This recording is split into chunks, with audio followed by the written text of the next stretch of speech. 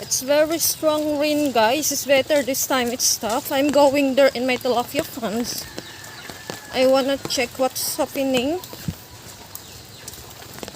Guys, what's happening at tilapia there, guys? Because I just only putting there a little fish at tilapia seedlings, guys. I just check if it's flowing. The water looks very dark. Tilapia's flowing or not? Oh, it's bitter. It's not. Guys, there's a little flowing this here in water. Here. Oh, the water is flowing, mga guys. I hope my tilapia is not jump, guys. I just fixed that.